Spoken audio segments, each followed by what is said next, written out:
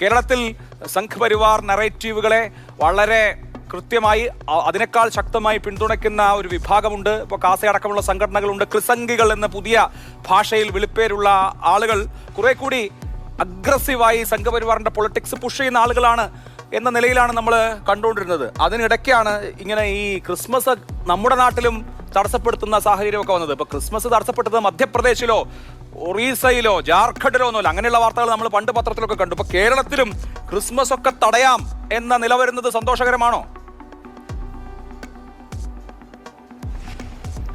അഭിലാഷേ, ഇപ്പോൾ പാലക്കാട്ടത്തെ സംഭവമാണെങ്കിലും ഇപ്പോൾ ഈ ക്രിബ് പൊളിച്ച വിഷയത്തിലൊന്നും അത് അത്ര ചെറുതായി കാണാവുന്നൊരു വിഷയമാണ് എന്ന് ഞാൻ പറയുന്നില്ല. കാരണം അല്ലാതെ തന്നെ ക്രൈസ്തവ വിഭാഗം ഒരുപാട് തരം ഫോബിയകളിലൂടെ കടന്നു പോകുന്നൊരു കാലഘട്ടത്തിൽ ഇനിയിപ്പോൾ VHP ഫോബിയയും BJP ഫോബിയയും കൂടി അനുഭവിക്കേണ്ടി വരുമോ എന്ന് ന്യായമായും പൊതുസമൂഹം സംശയിച്ചാൽ അതിനെ തെറ്റു പറയാൻ കഴിയില്ല. കാരണം ഉത്തർപ്രദേശിലും മറ്റും കണ്ടുവരുന്ന അതിനോട് ചേർന്ന് നിൽക്കുന്ന സമാനമായ രീതിയിലുള്ള ചില ഇൻടോളറൻസ് കേരളത്തിൽ കണ്ടു തുടങ്ങുന്നത് ഒരു നല്ല ലക്ഷണമല്ല എന്ന് തുറന്നു പറയാൻ മടിക്കില്ല. കാരണം അതൊന്നും എന്താ പറയുന്നത്, മുളയിലെ നുള്ളേണ്ട വിഷയങ്ങൾ മുളയിലെ നുള്ളി തന്നെയാവണം. BJPയോ BJPയുടെ പ്രതിനിധിയോ ഒരു ന്യൂനപക്ഷ മോർച്ചയുടെ പ്രതിനിധിയോ അല്ല ഇത് നിഷേധിക്കേണ്ടത്. ഇത് VHPയുടെ സംസ്ഥാന നേതൃത്വം നിഷേധിക്കണമായിരുന്നു. ഞങ്ങളുമായി ബന്ധമുള്ളവരല്ല, എന്തെങ്കിലും തരത്തിൽ ബന്ധമുണ്ടെങ്കിൽ ഞങ്ങൾ പുറത്താക്കുന്നു. അതെ, സന്ദീപ് വാര്യയുടെ പേര് പറയാൻ പോലും മടിച്ചിട്ട് അവിടെ നിന്നുകൊണ്ട് ഞങ്ങളിൽ നിന്ന് വിട്ടുപോയ ആരോ അവിടെ അമക്കി ഇമക്കി എന്ന് പറയാതെ ധൈര്യപൂർവ്വം പറയൂ, സന്ദീപ് വാര്യറിന്റെ പിന്നിൽ കളിക്കുന്നു. ഭയമാണോ? അങ്ങനെയാണെങ്കിൽ അങ്ങനെ പറയൂ. അപ്പൊ അതും ഇതും പറയാതെ മുക്കിയും മുടിയും മറുപടി തന്നാൽ ക്രൈസ്തവ വിഭാഗം എല്ലാം അങ്ങ് കേട്ടുകൊള്ളും എന്ന് കരുതുന്നത് തെറ്റ് തന്നെ.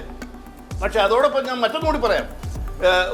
ഒരു ക്രിബ് പൊളിച്ചതും അല്ലെങ്കിൽ അവിടെ ഒരു ക്രിസ്മസിന്റെ റാലി തടസ്സപ്പെടുത്തിയതിനേക്കാളൊക്കെ അതിഗുരുതരമായ മുനമ്പം മാതിരി ഒരു വിഷയം എന്നെ പറയാൻ അനുവദിക്കണേ അഭിലാഷേ.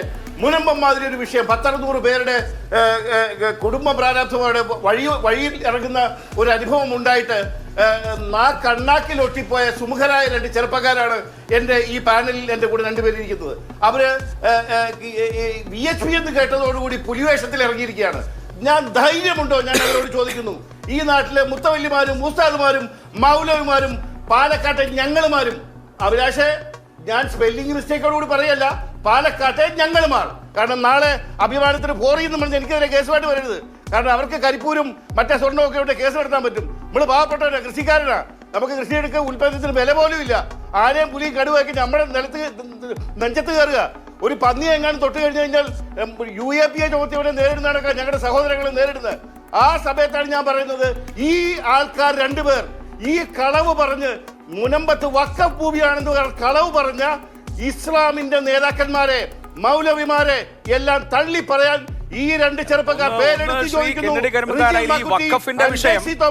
നിങ്ങൾ 2 പേരും തയ്യാറാണോ? ഈ വഖഫിന്റെ വിഷയം ഈ ചർച്ചയിൽ തന്നെ, ഇതേ ഫോറത്തിൽ തന്നെ പലവട്ടം ചർച്ച ചെയ്തിട്ടുണ്ട്. അന്ന് ഇടതുപക്ഷത്തിന്റെയും വലതുപക്ഷത്തിന്റെയും പ്രതിനിധികൾ വരികയും ചെയ്തിരുന്നു, അവരുടെ അഭിപ്രായം പറയുകയും ചെയ്തിരുന്നു. വഖഫ് വിഷയത്തിൽ ഇപ്പൊ സർക്കാർ തന്നെ ഒരു നില സ്വീകരിക്കുകയും ലത്തീൻ കത്തോലിക്ക സഭയ്ക്ക് അത് സ്വീകാര്യമാവുകയും പുതിയ കമ്മീഷൻ അക്കാര്യവുമായി ബന്ധപ്പെട്ട അന്തിമ തീരുമാനം എടുക്കാനിരിക്കുകയും ചെയ്യുമ്പോൾ ഇപ്പോ എണ്ണ ഒഴിച്ചു കൊടുക്കണം എന്നുള്ളത് നല്ല താല്പര്യമാവില്ല. ഇപ്പൊ ഞാൻ പുൽക്കൂട് പൊളിച്ചതിനെ കുറിച്ചൊന്ന് ചോദിച്ചു പോയി, അതൊരു വലിയ തെറ്റായി പോയി തോന്നുന്നു. ചെറുതായിട്ടൊന്ന് പുൽക്കൂട് പൊളിച്ചതിന് ഇപ്പോ ഇത്രയൊക്കെ ചോദിക്കുന്നുള്ളതായിരിക്കും എനിക്കറിഞ്ഞൂടെ. എന്തായാലും പറയാൻ ഇത്രയും അനുവദിച്ചില്ലേ?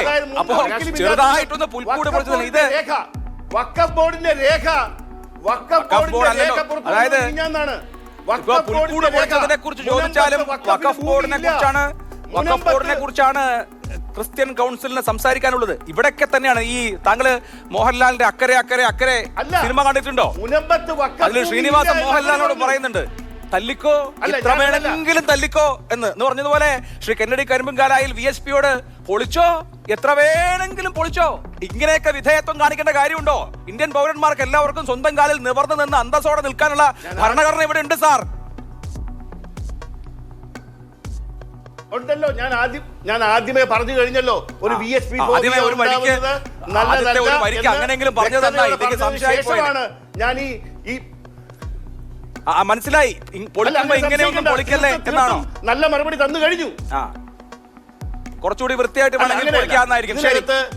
ഒരു ക്രിസ്ത്യൻ വിഭാഗത്തിനെതിരെ ക്രിസ്ത്യൻ വിഭാഗത്തിനെതിരെ ഇൻടോളറൻസ് നല്ല ലക്ഷണമല്ല എന്ന് ഞാൻ വ്യക്തമായി പറഞ്ഞു കഴിഞ്ഞു. ശരി, നല്ല ലക്ഷണമല്ല. ഇനി എങ്ങാനും VHP യെ കുറിച്ചൊരു ഫോബിയ ഉണ്ടാവുമോ ക്രിസ്ത്യൻ വിഭാഗങ്ങൾക്കിടയിൽ എന്നുള്ളതാണ് കെന്നഡിയുടെ കാര്യം. ഇപ്പൊ നേരത്തെ ജയിക്ക് പറഞ്ഞപ്പോൾ 2 കുട്ടികളുടെ പേര് പറഞ്ഞു, ഗ്രഹാൻ സ്റ്റെയിൻസിന്റെ 2 മക്കൾ.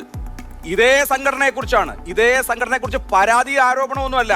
എന്താണ് ഗ്രഹാം സ്റ്റെയിൻസിന്റെ കൊലപാതകത്തിൽ നടന്നത് എന്നതിനെ സംബന്ധിച്ച് അന്വേഷണ റിപ്പോർട്ടും അതിനുശേഷമുള്ള ജുഡീഷ്യൽ നടപടിക്രമങ്ങളും ഉണ്ട്. അപ്പോൾ VHP യെ കുറിച്ച് ഇപ്പോൾ ഇവിടെ തത്തമംഗലത്തോ അതല്ലെങ്കിൽ നല്ലേപ്പുള്ളിയിലോ ഒരു കരോള് തടഞ്ഞിട്ട് ക്രിസ്ത്യാനികൾക്ക് പുതുതായി ഫോബിയ ഉണ്ടാക്കേണ്ട കാര്യമൊന്നുമില്ല. ഈ വിശ്വ ഹിന്ദു പരിഷത്ത് എന്ന് പറയുന്ന സംഘടന 1964 ആരംഭിച്ചതെന്ന് ശ്രീ കെന്നഡിക്ക് അറിയാമോ എന്ന് എനിക്കറിയില്ല. 3 പേരാണ് ഈ വിശ്വ ഹിന്ദു പരിഷത്തിന്റെ സ്ഥാപകർ. 1 MS ഗോൾവാൾക്കർ, RSSന്റെ അന്നത്തെ സർസംഘചാലക്.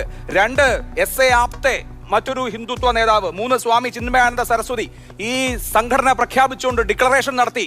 ആര്? SA ആപ്തെ പറഞ്ഞെന്താ അറിയോ? ഏറ്റവും അവസാനത്തെ വരി, ക്രിസ്ത്യൻ ഇസ്ലാം കമ്മ്യൂണിസ്റ്റ് തിന്മകളിൽ നിന്ന് ഹിന്ദുക്കളെ രക്ഷിക്കാൻ ഉണ്ടാക്കിയ പ്രസ്ഥാനമാണ് ഇത് എന്നാണ്. ഏതായാലും ആ പ്രസ്ഥാനം അവരുടെ പണി പാലക്കാട് എടുത്തിട്ടുണ്ട്.